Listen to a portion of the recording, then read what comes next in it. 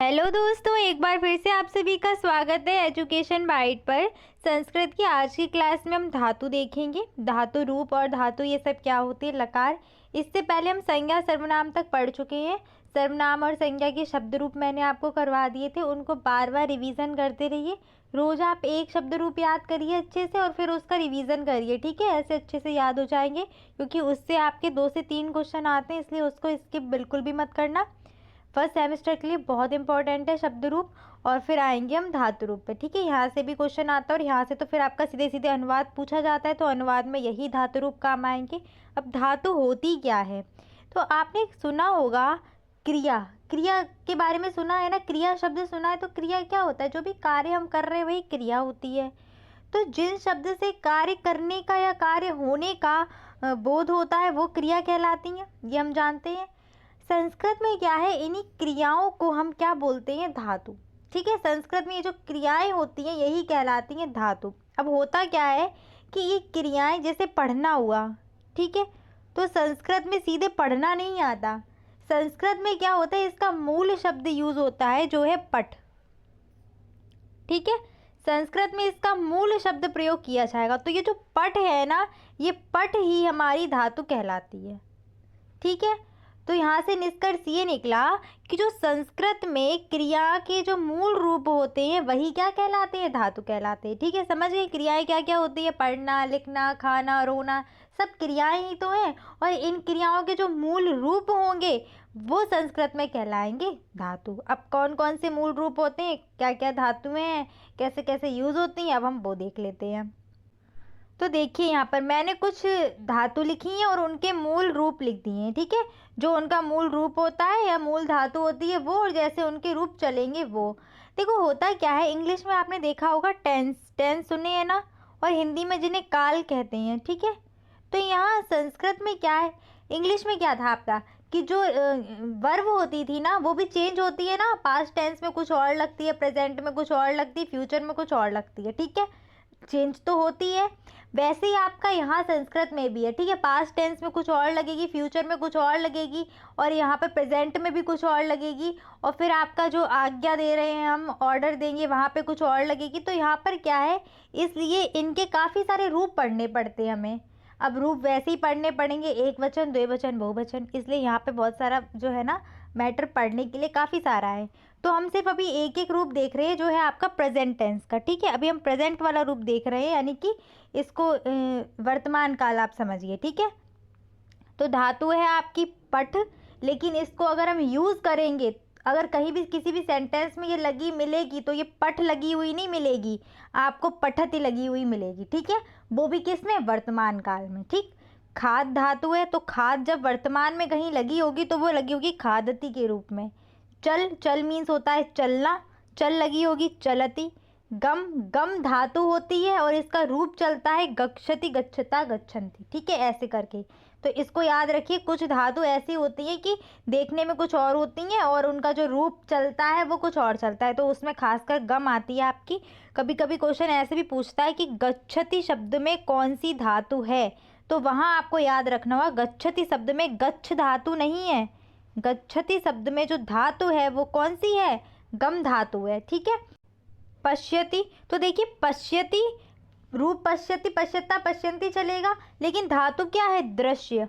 पश्य धातु नहीं है, कभी लिखा मिल जाए कि पश्यति में कौन सी धातु है, पश्य या दृश्य, तो पश्य धातु नहीं है, धातु तो दृश्य है, पर रूप उसका पश्यति, पश्यता, पश्यन्ति चलेगा, ठीक है। किसमें, वर्तमान काल में, ठीक है। वर्तमान बार बार बोल रही, वरना आपको कि हमेशा पश्यति लग जाए, ऐसा नहीं है, वर्तमान में ही लगेगा। वर्तमान को समझ रहे होंगे ना, मैं देखता हूँ, मैं खेलता हूँ, ऐसे ऐसे आपके वाक्य मिलेंगे, ठीक है। दृश्य मीन्स होता है देखना। पचति, तो पच मीन्स आप ये मत सोचना कि पचा लेने वाला पच है, पच मीन्स है आपका पकाना, ठीक है। जो भोजन पकाते हैं ना वो है पचति, ठीक है।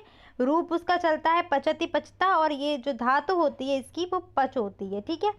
तो अगला है पिबती, पिबती की धातु होती है पा, पा मीन्स पीना होता है, ठीक है। पा मीन्स क्या होता है, पीना। क्रीडति, क्रीडति की धातु होती है क्रीड, क्रीड मीन्स खेलना होता है, जिसकी मीनिंग आपको नहीं मतलब समझ आ रहे हैं तो उसको आप नोट करते हुए चलिए। लिखति, लिखति मीन्स लिखति की धातु होती है लिख। तो समझ गए आपकी कौन कौन सी धातु है, पठ धातु है, खाद, चल, गम, दृश्य, पच, पा, क्रीड, लिख, ये है धातु और इधर साइड है इनके रूप। ये चलते हैं वर्तमान काल में। ठीक है, अब कैसे रूप चलेंगे वर्तमान में, भविष्य में, उसको आगे देखते हैं। कुछ इंपॉर्टेंट धातुएं मैंने आपकी दी हैं यहाँ पे। क्री मीन्स होता है करना, मैंने ये कार्य किया या मैं ये कार्य कर रहा हूँ। तो यहाँ पे जो कर शब्द आ रहा है ना, करने वाला, वो है आपका क्री धातु। भू मीन्स होता है होना। ठीक है, होना मतलब ये काम हुआ, ये काम होगा, ऐसे करके होगा जो शब्द है ना, होना, होगा, इसके लिए भू धातु प्रयोग की जाती है। ठीक है, स्था धातु का मतलब होता है बैठना, बैठने के लिए स्था प्रयोग होती है। अस मीन्स भी होना होता है। ठीक है, भू और अस मीन्स होना होता है। दा आपकी बहुत इंपॉर्टेंट धातु है। दा को आप याद रखना, दा के रूप अन्य धातुओं से अलग चलते हैं, इसकी दा पे ध्यान रखना है। दा मीन्स होता है दान करना। ठीक है, देने के लिए, दान करने के लिए दा का यूज़ करते हैं। ठीक है, अब धातु क्या हो, धातु के कितने रूप हैं, कैसे इनके रूप चलेंगे, उनको देखते हैं। अब धातुएं आपकी मुख्यतः दो प्रकार की होती हैं। देखिए, संस्कृत में आपकी लगभग 2000 से ऊपर धातुएं हैं। ठीक है, 2000 से भी ऊपर धातुएं। अब क्या इन सबके रूप याद करेंगे? नहीं, इन सबके रूप याद नहीं करने। होता क्या है, इन धातुओं को कुछ इस तरीके से डिवाइड किया गया है कि कुछ धातुओं के रूप चलते हैं परस्मैपदी में और कुछ धातुओं के रूप चलते हैं आत्मनेपदी में। ठीक है, आत्मनेपदी वाले जो रूप है इनको आपको ध्यान रखना है, इसमें यते यते लग जाता है। ठीक है, आपको पठ्यते, गम्यते, खाद्यते, यते मिलेगा। ठीक है, अब ये मैं क्यों बता रही हूँ, ये मैं इसलिए बता रही हूँ कि जब आपको कर्मवाच्य और कर्तृवाच्य पढ़ने को मिलेंगे, मतलब पैसिव बॉय एक्टिव वॉइस जिन्हें बोलते हैं। ठीक है, जब कर्मवाच्य और कर्तृवाच्य आपको करने को मिलेगा तो वहाँ पर आपका कर्मवाच्य हो या भाववाच्य हो, तीन वाच्य होते, कर्म, कर्तृवाच्य, कर्मवाच्य, भाववाच्य। तो जब कर्मवाच्य और भाववाच्य की बात आएगी तब वहाँ पर आपका सिर्फ और सिर्फ आत्मनेपदी धातु लगती है। ठीक है, जो जितनी भी धातुएं आपकी भले ही परस्मैपदी की हों, पर उनके जो रूप लगेंगे ना, वो सब आत्मनेपदी के ही लगेंगे। पठती है तो पठती जब हम इसका कर्मवाच्य में चेंज करेंगे या भाववाच्य में चेंज करेंगे तो वहाँ पर पठ्यते लग जाएगा। समझ गए आप? लिखा है, लिख्यते लग जाएगा। ठीक है, तो ये आप समझिए कि कुछ के रूप चलते हैं आत्मनेपदी में, कुछ के रूप चलते हैं परस्मैपदी में, लेकिन बाकी जो सारी हैं वो भाववाच्य में और कर्मवाच्य में चेंज हो जाती हैं जाके आपकी आत्मनेपदी में। और कुछ धातुएं ऐसी होती हैं जो दोनों के रूप रखती हैं, किसके? आत्मनेपदी के भी और कहते हैं परस्मैपदी के भी। तो वो क्या कहलाती है? उभयपदी धातु है। ठीक है, तो यही है रूप। अब ये परस्मैपदी और आत्मनेपदी क्या होते हैं इनको देखिए। तो परस्मैपदी और आत्मनेपदी में क्या है कि जिन क्रियाओं का फल कर्ता को मिलता है, मतलब जिन क्रियाओं का फल कर्ता को मिलेगा, कर्ता को नहीं मिलेगा, इस टाइप से इन्हें डिवाइड कर दिया है। तो परस्मैपदी में क्या होता है कि जिन क्रियाओं का फल कर्ता को छोड़कर अन्य को मिले, ठीक है, अन्य कोई भी चीज़ हो, कर्म हो या कुछ भी हो, उसको मिले तो वो आपकी कहलाती हैं परस्मैपदी धातुएं। जैसे राम पुस्तक पढ़ता है तो इसमें राम को तो मिलने की बात अलग है, पुस्तक को भी तो मिल रहा है ना फल, तो यहाँ पर ये क्या हो जाएगा, ये जो हो जाएगी वो परस्मैपदी हो जाएगी। अब ये हमें कैसे पहचानना है, तो ये आप ये याद रखिए कि कुछ धातुएं जैसे पठ हो गई, गम हो गई, भू हो गई, स्था हो गई, वद हो गई, ये जो धातुएं हैं ना आपकी, ये परस्मैपदी में आती हैं। ठीक है, इतना याद रखिए अभी। ठीक है, बाकी डिटेल में देखिए संस्कृत में बहुत कुछ है और हमें सिर्फ इतना पढ़ना है कि हमारा काम हो जाए संस्कृत का। हम संस्कृत के विद्वान तो बन नहीं सकते हैं। ठीक है, सिर्फ इतना पढ़ना है कि हमारा जो नॉलेज है वो भी हमें मिल जाए और हमारे जो एग्ज़ाम है वो भी हो जाए, और बाकी टेट मतलब आगे तक का सोच के चलना है कि टेट वगैरह जो सुपर टेट जहाँ भी संस्कृत हमारी आएगी वो सब क्लियर हो जाए। देखिए, परस्मैपदी, आत्मनेपदी, इन सब के रूप और बाकी डिटेल्स आपको फिर एमए वगैरह आप करेंगे तो वहाँ आपको मिलेगी। ठीक है, तो उतना सब हमें लॉजिक नहीं देखना, हमें सिर्फ इतना देखना है अपना कि जो भी चीज़ें हैं वो हमारी क्लियर हो जाए कि इनमें क्या होता है, क्या डिफरेंस है, क्या चीज़ें हैं। ठीक है, आत्मनेपदी में क्या है, तो आत्मनेपदी में क्या होता है कि जिन क्रियाओं का फल सीधा कर्ता पर पड़ता है उन्हें आत्मनेपदी धातु कहते हैं। तो इसमें आपका लभ धातु है, लभ मीन्स होता है प्राप्त करना। हमने ये चीज़ प्राप्त की ना, हम पे ये फल पड़ा ना, पूरा पूरा सीधे कर्ता पे पड़ गया आके। सेव मीन्स होता है सेवा करना, तो सीधे कर्ता पे पड़ता है। शिक्ष धातु का फल जो है वो सीधे मतलब ये धातुएं ही आत्मनेपदी हैं। ठीक है, जहाँ भी लग जाएंगी ये तो वो सीधे कर्ता पर इफेक्ट डालेंगी। ठीक है, कर्ता को फल मिल जाएगा। इसीलिए देखिए, जब आप कर्मवाच्य की जो मैं यहाँ बात कर रही थी ना, कर्मवाच्य या भाववाच्य की यहाँ पे कर्मवाच्य और भाववाच्य में आपकी ये आत्मनेपदी क्यों लगती है। अब आप हिंदी में रूप बनाइए, मेरे द्वारा लिखा जाता है, कर्मवाच्य में ऐसे ही तो बनता है, मैं लिख रहा हूँ ये तो पता है, मेरे द्वारा लिखा जा रहा है, ठीक है। तो यानी कि मेरे द्वारा, मुझ पे इफेक्ट पड़ा ना, कर्ता पे इफेक्ट पड़ा, पूरा का पूरा कर्ता को ही मिल गया ना प्रभाव। मेरे द्वारा मेरे द्वारा चला नहीं जा रहा या मुझसे चला नहीं जा रहा, तो क्या है, मुझ पे ही तो इफेक्ट पड़ गया ना आके। तो फिर क्या है वहाँ, इसीलिए आपकी जितनी भी धातुएं आती कर्मवाच्य या भाववाच्य में, वो सारी किस में चली जाती हैं, आपकी चली जाती हैं आत्मनेपदी में, क्योंकि वहाँ पर क्या है, प्रभाव जो वो धातु डालेगी वो किस पे डालेगी, कर्ता पे डालेगी, ठीक है। नेक्स्ट है उभयपति, तो जो दोनों पे प्रभाव डालेंगी, ठीक है, तो वो मतलब एक ही धातु दोनों रूप प्रदर्शित करेगी, जो होते नहीं है उभय। जब भी उभय शब्द लग जाए ना, उभय निष्ठ या उभय, जहाँ भी आपको उभय शब्द देखने को मिल जाता है ना, तो उसका मतलब ये हुआ कि वो दोनों की तरह व्यवहार करेगी, ठीक है। यानी कि परस्मैपदी की तरह भी और आत्मनेपदी की तरह भी। अब इसमें आपकी पच आती है, याच आती, याचना करने वाली ना, निवेदन वाली, खाद आती है, खाने वाली, दाव आती है आपकी, दान करने वाली, ठीक है। देखो दान करने में क्या है, हम पे भी प्रभाव पड़ता है और जिसको हम दे रहे हैं उस पे भी पड़ रहा है, ठीक है। तो दोनों पे होता है इफेक्ट, इसलिए इसमें आपकी ये जो दा धातु है ये दोनों पे प्रभाव डालती है, ठीक है। अब हमें करना क्या है, हमें सिर्फ इन धातुओं के रूप याद करने हैं कि इनके रूप कैसे चलते हैं, ठीक है। वो भी हम रूप याद करेंगे परस्मैपदी वाले, ठीक है। आत्मनेपदी इतना इम्पोर्टेंट नहीं है, एक आध धातुएं होंगी तो वो हम देख लेंगे ता वगैरह की, ठीक है। लेकिन हम अभी रूप याद करेंगे परस्मैपदी के। फर्स्ट सेमेस्टर के लिए इतना पर्याप्त है आपका, ठीक है। और वो भी हमें रूप किसके याद करने हैं, पहले तो हमें सारे लकारों में याद करने होंगे, चलिए लकारों को देखते हैं। और रही बात इनकी परस्मैपदी आत्मनेपदी, ये पूछी नहीं जाती हैं आपकी, ठीक है। एग्जाम में इनसे कोई क्वेश्चन नहीं आने वाला कि कौन सी आत्मनेपदी धातु है, कौन सी परस्मैपदी धातु है, कौन सी उभयपदी धातु है, ठीक है। इससे अभी तक कोई क्वेश्चन नहीं आया, ना पूछा जाएगा। धातु के प्रकार क्या है ये सब क्वेश्चन नहीं आता है, ठीक है। अब आइए लकार पे, तो लकार आप समझ ही गए थे, काल को बोलते हैं लकार, ठीक है। भूतकाल, भविष्यकाल, वर्तमान काल, ये सब संस्कृत में आपके होते हैं लकार।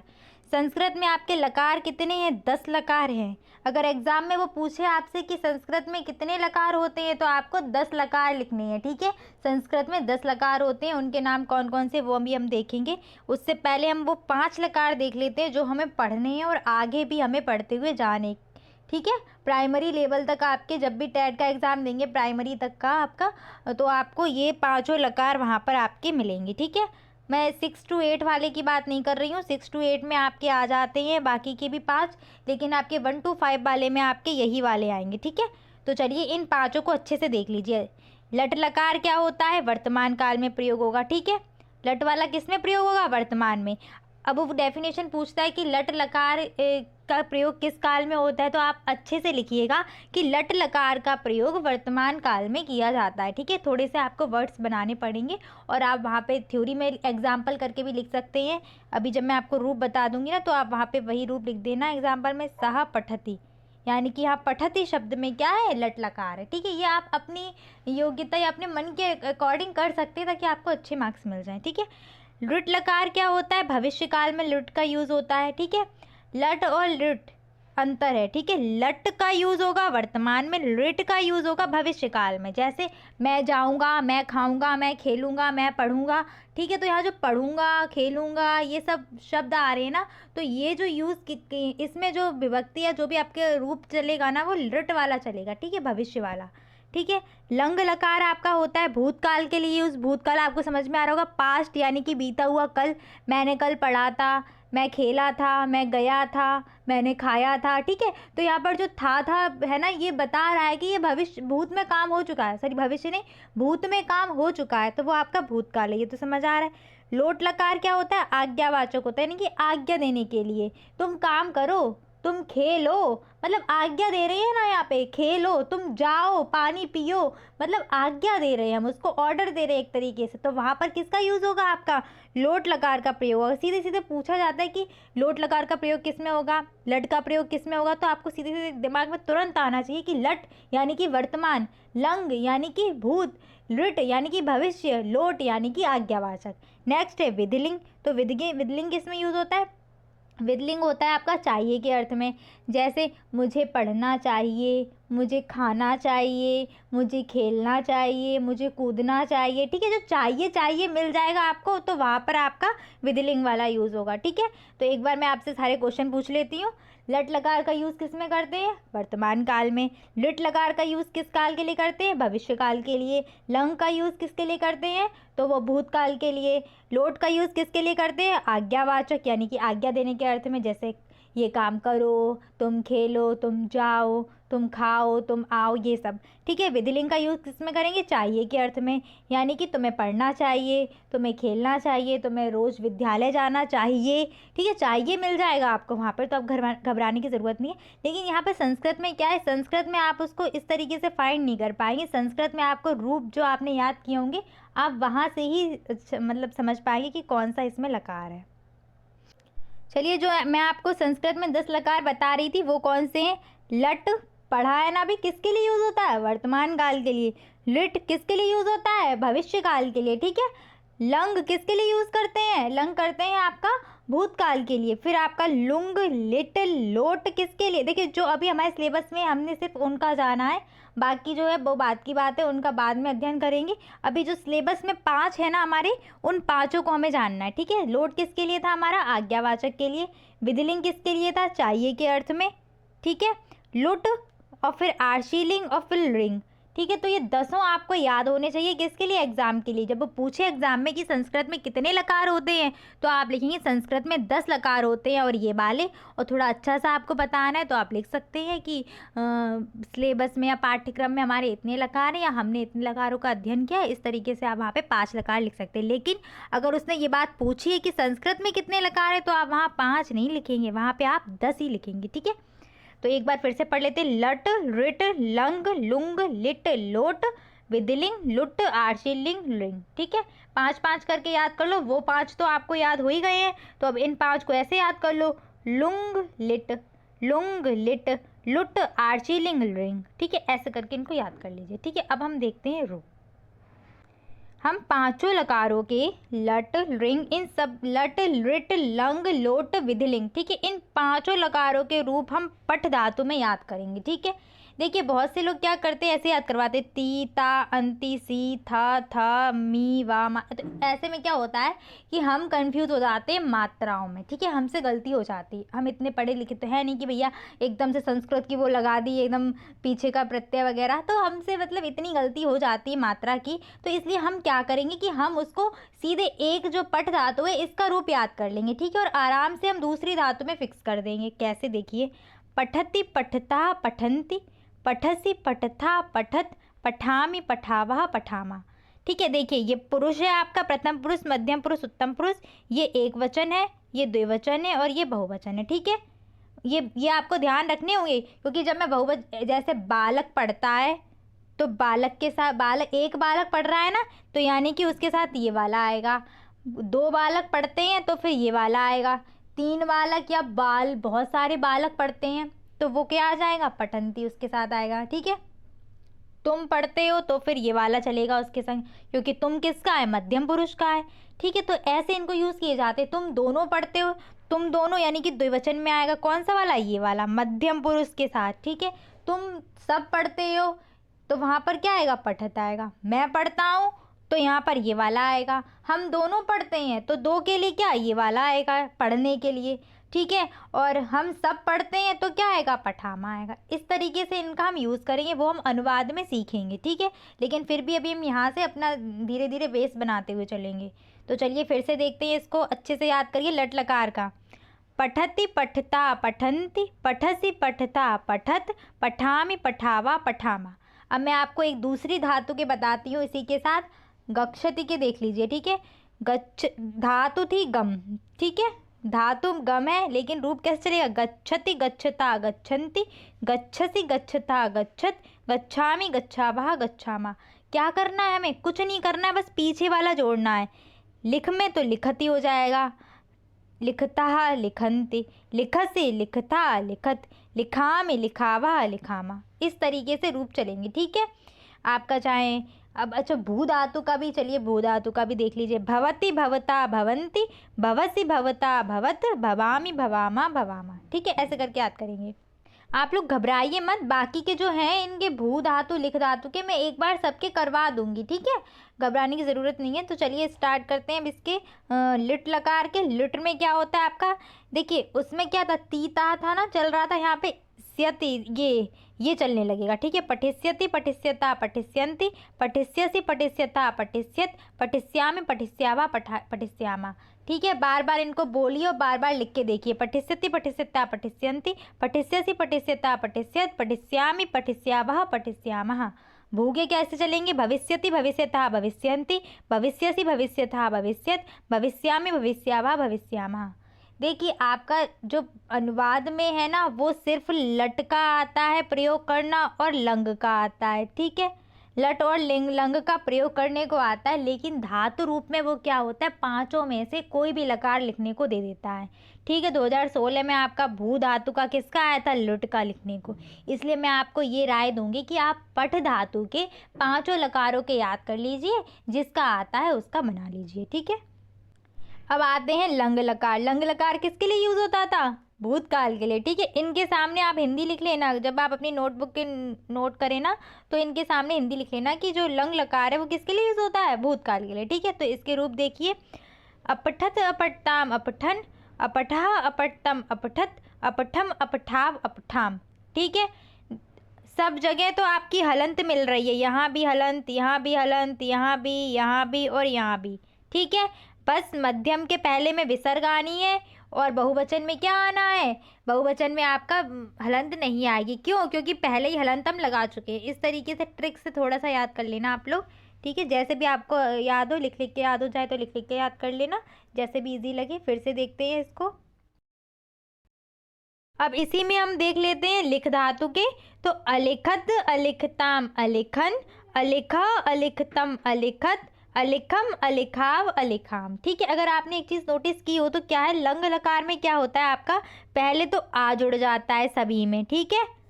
चाहे कोई सी भी धातु हो, पहले तो हम उसमें आ जोड़ देंगे और बाकी पीछे का क्या है, जो हमने पट का याद किया वही सेम सेम लगा देना है, ठीक है।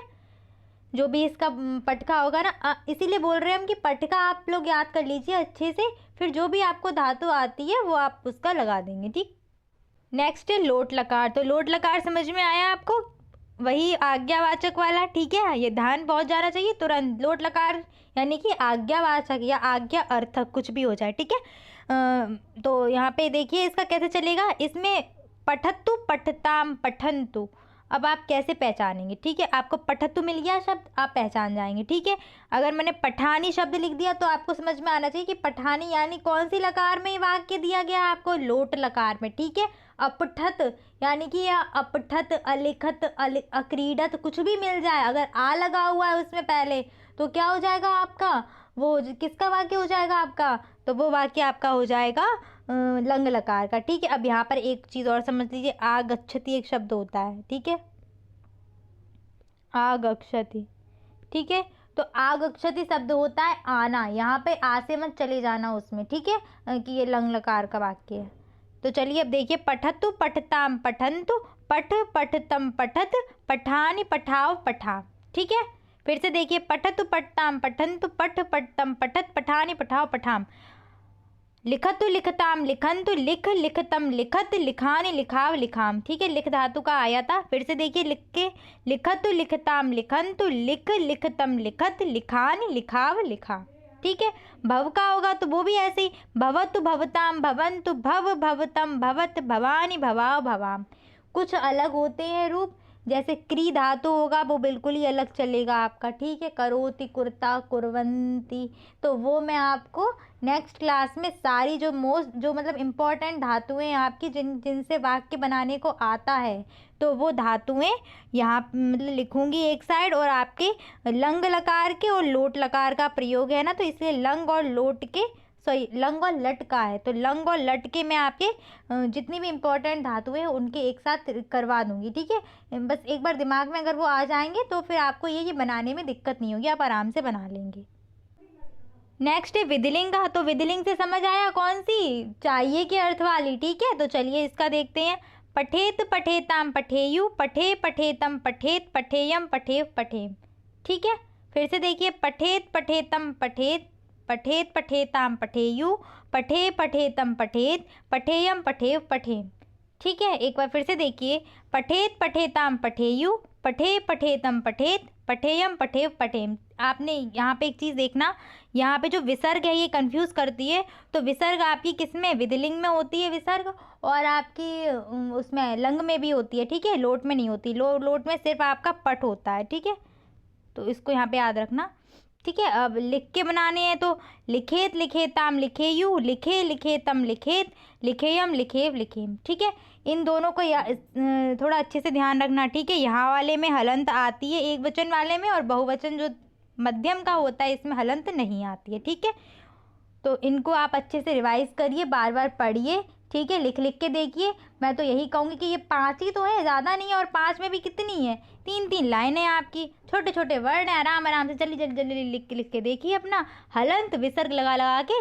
और एक बार लिखिए बिना देख के, उसके बाद जो है आप उसको दूसरी कॉपी से या जहाँ भी लिखे हुए हैं एक साथ उनसे चेक करिए, और जहाँ भी गलत हुआ है उसको किसी और कलर के पेन से मार्क कर लीजिए कि यहाँ पर मैंने गलती की थी।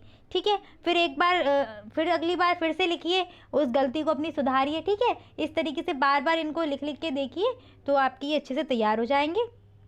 मिलते हैं फिर नेक्स्ट क्लास में। नेक्स्ट क्लास में हम क्या करेंगे, लट और लंग के अच्छे से देखेंगे सारे रूप, और जो जितनी भी धातुएं आपकी जिनसे वाक्य बनाए जाते हैं। ठीक है, वाक्यों में जो यूज़ की जाती है धातुएं, जैसे क्रीडति वगैरह हो गई, तो उनके एक साथ सिर्फ पढ़ के देख लेंगे।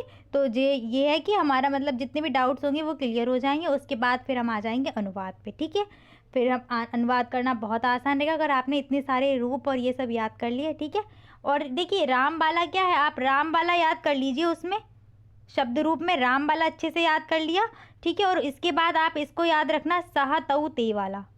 ठीक है, सहा तऊ ते वाला अच्छे से याद रखना। देखिए मैं आपको एक बार यहाँ पे दिखा देती हूँ, पठेत पठेताम, तो यहाँ पे सहा तऊ ते इस तरीके से चलता है आपका। ठीक है, सहा तऊ ते, फिर त्वम युवाम यूयम, अहम आवाम वयम। ठीक है, ऐसे याद करना। और ये जो ये वाली लाइन है, इसमें आपके तीनों लिंगों के मैंने बताए थे, सहा तऊ ते, सा ते ता, और तत ते तानी, तो वो अच्छे से याद रखना। ठीक है, thanks for watching and please subscribe my channel. Bye, take care.